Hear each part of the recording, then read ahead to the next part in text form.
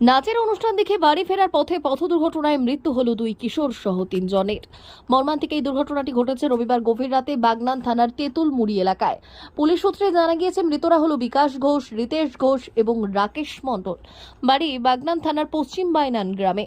মৃত বিকাশ ঘোষ এবং রিতেশ ঘোষ সম্পর্কে কাকা ভাইপো। রিতেশ এবছর মাধ্যমিক পরীক্ষায় পাশ করেছে এবং রাকেশ 10ম শ্রেণীর ছাত্র।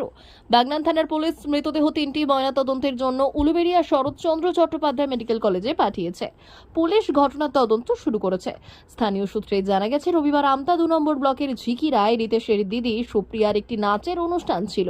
সেই অনুষ্ঠানে বিকাশের সঙ্গে রিতেশ এবং তার বন্ধু রাকেশের যাওয়ার কথা ছিল।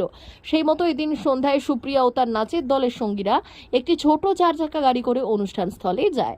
অন্যদিকে কাকা বিকাশের বাইকে চেপে রিতেশ এবং তার বন্ধু রাকেশও সেখানে যায়।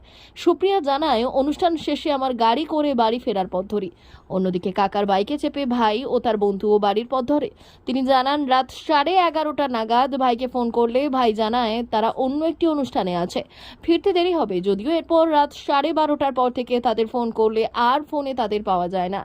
আমরা চারিদিকে খোঁজাখুঁজি শুরু করি। পরে সোমবার সকালে পুলিশ আমাদের জানায় রাস্তার ধারে 3 জনের মৃতদেহ পড়ে আছে।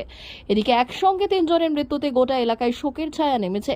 পুলিশের প্রাথমিক অনুমান, দ্রুতগতিতে বাইক চালানোর সময় নিয়ন্ত্রণ হারিয়ে রাস্তার পাশে থাকা গাছে বাইক ধাক্কা মারায় এই দুর্ঘটনা। ফিরছিল আর কি। ফেরার পথে রাত্রি 11:30-12টা পর্যন্ত তোর ফোন লেগেছে। তারপরে ফোন করার পরে আর ফোন রিসিভ করছে না। তো রিসিভ করছে না, বাড়িতে সবাই চিন্তাচিন্তি করছে, খোঁজাখুঁজি করছে।